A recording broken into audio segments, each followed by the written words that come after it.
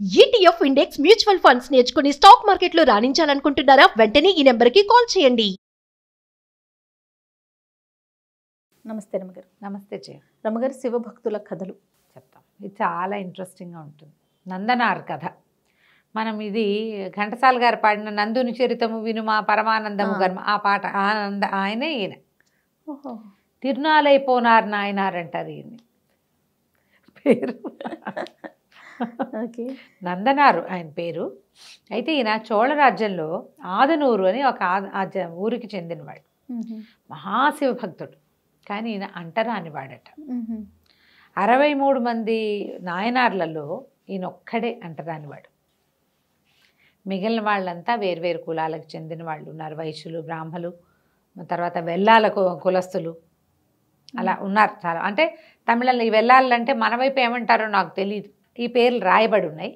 ఇతను ఒక్కడే పంచముడు, అంటరానివాడు. కానీ మహాభక్తుడు. చాలా ఉత్సాహంగా శివదర్శనం చేసేవాడు ఆయన. అయితే ఏదైనా దేవాలయానికి వెళ్తే ఆ దేవాలయానికి సంబంధించి చుట్టుపక్కల ప్రాంతాల్లో తోటలు పెంచేవాడు, చెరువులు తవ్వేవాడు. కుర్రాడు కాదు, చిన్నతనం నుంచి ఉంది భక్తి. వయసు పెరిగే కొందికి అక్కడ కొంతకాలం నివసించి దేవాలయానికి అనుబంధంగా ఓ చెరువు తవ్వివ్వటం ఒక్కడే చేసేవాడు. కొన్ని మొక్కలు, పువ్వుల మొక్కలు, దేవాలయానికి మంచి పూల తోట లేదనుకో, ఆ పూల తోట పనంతా చేసేవాడు. అది ఆయన సేవ. అట్లాంటి సేవ చేసేవాడు అనమాట. పెద్దగా దేవాలయ ప్రవేశాలు లేవు ఆ రోజుల్లో.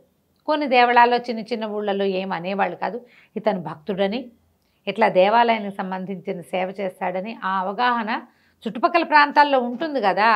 ఇక ఆయన కులాన్ని పట్టించుకునేవాళ్ళు కాదు కొన్ని చోట్ల. అయితే ఈయన ప్రతి ఏ ఊరైనా క్షేత్రం చూడాలి అనిపిస్తే అక్కడికి వెళ్ళిపోయేవాడు. దేవాలయానికి అవసరమైతే వాళ్ళకు చెరువు తవ్వి పెట్టడం, ఆ పనులన్నీ చేసి పెట్టి కొంతకాలం అక్కడ నివసించి స్వామిని దర్శించి సేవించుకుని మళ్ళీ ఆదనూరు తిరిగి వచ్చేస్తూ ఉండేవాడు. ఒకసారి తిరుపున్కూర్ అని ఒక ఊరు వెళ్ళేటట్టు. వెళ్ళి అక్కడ దర్శనం చేయటానికి గుళ్ళోకి రానివల, కాకపోతే గుడి బయట నిలబడి దర్శనం చేసుకోవచ్చు, ఏమీ కాదనేవారు కాదట. అయితే సాధారణంగా శివాలయాల్లో ఎలా ఉంటాయి, శివలింగం ఎదురుగుండా నందీశ్వరుడు, నందికి వెనకాల నిలబడ్డవాడు పొడుగ్గా ఉండి మనం సన్నిధిలో ఉన్నామనుకో, ఇదే శివలింగము, ఇదే నందీశ్వరుడి వెనకాల నిలబడ్డవాడికి శివదర్శనం నేరుగా అయిపోతుంది. దూరంగా నిలబడ్డవాడికి నందీశ్వరుడి పృష్ఠమే కనపడుతుంది, శివలింగం కనపడదు. తెగేడ్చెట్టు ఆయన అక్కడి నుంచి. దర్శనం కాలేదు, నేను దర్శనం చేసుకోలేకపోయాను, శివదర్శనం కాలేదంటే నంది ఇట్లా పక్కకి ఉరిగేది. బా, ఇప్పుడు కూడా తిరుపున్కూరులో పక్కకి ఒరిగిన నందీశ్వర విగ్రహం ఉంది, ఇప్పటికీ ఉందట. శివదర్శనం చేయించటం కోసం తనలాంటి వాడే భక్తుడని నందీశ్వరుడు స్వయంగా తను పక్కకి వంగిన దృశ్యం. ఎంతో కాలం ఆ దేవాలయంలో ఆ వంగి ఉన్న నందీశ్వరుడు పక్క నుంచి చూసేసి స్వామిని ఒక పెద్ద చెరువు తవ్వి పెట్టాడట ఆ తిరుపున్కూరు దేవాలయానికి. ఇప్పటికీ కూడా నందనార్ తవ్విన చెరువుగా ఉన్నదట. అది అక్కడ ప్రాంతం అయితే నాకు తెలీదు, ఇలా చెప్పబడింది. అయితే ఈయనకి చిదంబరం వెళ్ళాలని చాలా కోరిక. చిదంబరం అంటే మన నటరాజస్వామి. పైగా పంచభూత శివలింగాలలో పంచభూత లింగాలని చెప్తారు కదా, ఆకాశలింగం ఇక్కడ ఉందని చెప్తారు చిదంబరంలో. ఈ చిదంబరంలో ఉండే ఆకాశతత్వము ఇది ఏమిటంటే ఏమీ లేదు అక్కడ, చిదంబర రహస్యం అంటారు. అది ఏమిటో ఎవరికీ తెలీదు. నిజానికి అక్కడ ఆ ప్రాంతంలో శివలింగం ఏముండదు, ఒక శూన్యంగానే ఉంటుంది. చిదంబరం వెళ్తే వెళ్ళినా కూడా అర్థం కాదు, వెళ్ళి చూసేసి వచ్చేస్తాం. నటరాజస్వామిని చూస్తారు అందరూ, నటరాజస్వామిని చూస్తారు. చిదంబరం గురించిన గాథలు చాలా వింతగా అత్యంత ఆశ్చర్యకరంగా, అన్ని శివాలయాల్లో కంటే కూడా అత్యంత ఆశ్చర్యం గొలిపే గాథలు చిదంబరంతో రిలేట్ అయ్యి కనపడతాయి. అవకాశం ఉంటే చెప్దాం గారు, చెప్పండి. బిచ్చగాడుగా వచ్చాడట పరమేశ్వరుడు అక్కడికి. బిచ్చాటనాథర్ అంటారు. బిచ్చాటం చేసుకోవటానికే బిచ్చగాడుగా వచ్చి అక్కడ నటరాజ స్వరూపంగా వెలిసాడు. అక్కడున్న పంచభూత లింగాల్లో ఆఖరిదైనటువంటి ఆకాశతత్వలింగం అది కంటికి కనపడేదే కాదు. కానీ ఆ నటరాజస్వామిని చూడాలని ఈయనకి కోరిక. చాలా ప్రయత్నం చేసి ఎవరి దగ్గర పనిచేసేవాట ఇతను వాళ్ళని చెప్పు అడిగి అడిగి అడిగి వెళ్తా వెళ్తా వెళ్తా అనేవాడు. రేపు వెళ్తాను, రేపు బయలుదేరి వెళ్తున్నా చిదంబరం అని చెప్పేవాడు. అందుకని తిరునాళ్ళైపోనారనే పేరు అందుకొచ్చింది. రేపు వెళ్తాననే వాడుగా ప్రసిద్ధి పొందాడు ఆయన. ఆ రేపెళ్తానని ఎంతకాలమో ఆయన చిదంబరం వెళ్ళలేకపోయాడు. రేపు రాసుకుంటే ఏమవుతుంది, అది రేపే అవుతుంది కదా. మనం విష్ణు భక్తుల గాథల్లో కూడా ఇలా వెళ్ళాలనుకుని వెళ్ళలేకపోయిన ఒక భక్తుడి కథ నేను ఆల్రెడీ నీకు చెప్పాను. ఎక్కడంటే మన తిరుమలలో ఉంటుంది, మన కులశేఖరాళ్ళ వారు కూడా ఇలాగే శ్రీరంగం ఆయన వెళ్ళాలని రోజు రంగయాత్రకు బయలుదేరేవాడు ఆయన. లేదు ఇవాళ ఎవరో విష్ణు భక్తులు వచ్చేవాళ్ళు, వాళ్ళని సేవించాలి. భగవంతుని సేవ కంటే భాగవత సేవ పరమోత్తమమైనది. విష్ణు గాథల్లో అది చెప్పబడుతుంది, వైష్ణవులు ఆచరించవలసిన విధానం. ఈ వచ్చిన భక్తుల సేవతోటి రేపు వస్తాను మీరు వెళ్ళండి అని ఆ రంగయాత్రని పంపించేవాడు. రేపు మళ్ళీ రంగయాత్ర సిద్ధమయ్యేది. ప్రతిరోజు రంగయాత్రని ప్రకటించేవాడు ఆయన, శ్రీరంగం వెళ్దాము అని. కొంతమంది బయలుదేరేవాళ్ళు, బయలుదేరిన యాత్ర వెళ్ళిపోయేది, ఈయన ఇక్కడే ఉండేవాడు, వెళ్ళలేకపోయేవాడు. అసలు ఆయన పేరే అదే చెప్తారు, దినదిన రంగయాత్రని ప్రకటించిన రాజు.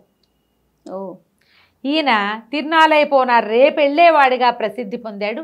సంవత్సరాలు గడిచిపోయినా చిదంబరం వెళ్ళలేకపోయాడు. చివరికి బాగా ప్రఖ్యాతి పొందిన తర్వాత ప్రజలే అతన్ని చిదంబరం పంపించారు. ఈ చిదంబరం వెళ్ళేసరికల్లా ఈయన యొక్క అంటరానితనం అక్కడ అడ్డమైపోయింది. దర్శనం కాల, దేవాలయంలోకి రావడానికి వీల్లేకపోయింది. ఆయన వస్త్రాలు ఆయనది మామూలుగా అప్పుడు తెలిసేదనుకుంటా, విభూతి పుండ్రాలు లేని ఇతనిని లోపలికి రానివ్వాల. ఈయన భక్తుడే కానీ వేషధారణ లేదు. అయితే ఏమైంది, తెగేడ్చేట, విపరీతంగా దుఃఖించాడు. నన్ను చూడనివ్వవా, ఎంత ప్రయత్నం చేసి వచ్చాను, ఇన్ని రోజుల నుంచి నేను చూడాలనే కదా వచ్చానంటే, అప్పుడు ఆయన ఏం చెప్పాడంటే, ఈ వీటిని 5 పంచసభలని చెప్తారు. ఈ చిదంబరము ఇంకా కొంచెం మొత్తం 5 దేవాలయాలు, టకటకా పేర్లు గుర్తుపడి రావటంలా నాకు. ఈయనున్నది కనక సభ, రత్నసభ, ఇట్లా సభలు 5 ఉన్నాయి. పంచసభాపతి అంటారు అక్కడున్న పరమేశ్వరుని. సభాపతి పేరు పెట్టుకుంటారు తమిళియన్స్. ఇది కనక సభ. ఈ కనక సభకి రావాలంటే అగ్నిస్నానం చేసి రమ్మని కలలో చెప్పాడట శివుడు ఈయనకి. నందనార్కి కలలో కనపడ్డాడు, నువ్వు రా, నీకు దర్శనం ఇస్తాను నేను, అయితే అగ్నిస్నానం చేసి రా, నువ్వు అగ్నిస్నానం చేస్తే నీకు కనక సభలోకి ప్రవేశం లభిస్తుంది, నువ్వు నా దగ్గరకు వద్దు కానీ నన్ను దర్శిద్దు కానీ అని.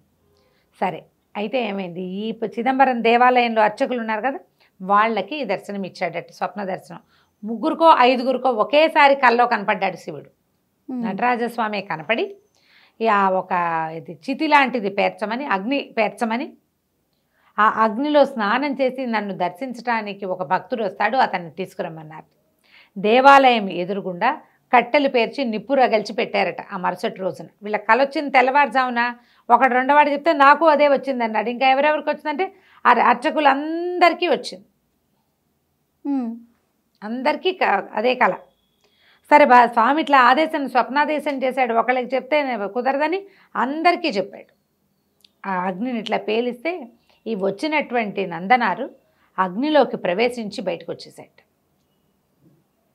ప్రవేశించి వచ్చిన తర్వాత అతని శరీరం అంతా విభూతి పుండ్రాలు వచ్చేసినాయి.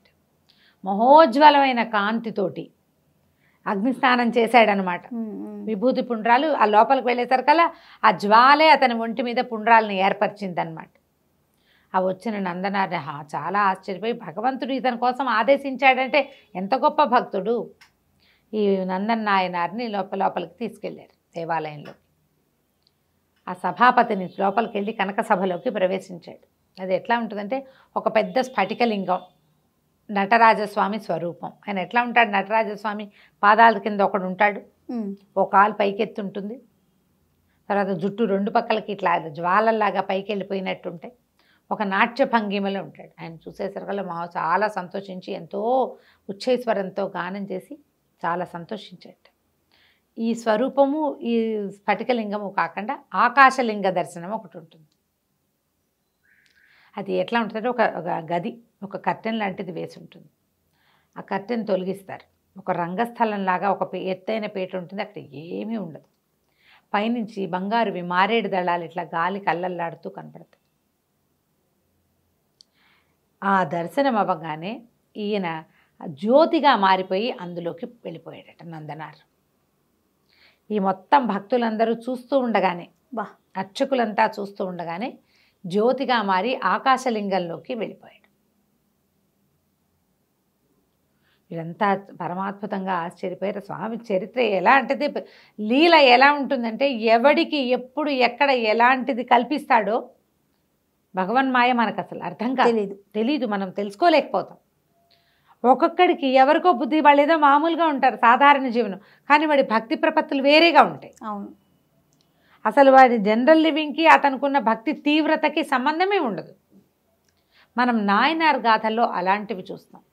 ఈ నందనార్నే తిరునాలైపోనార్గా నందనార్గా చెప్పేవారు. తిరునాలైపోనార్ నాయనార్ ఆయన పేరు.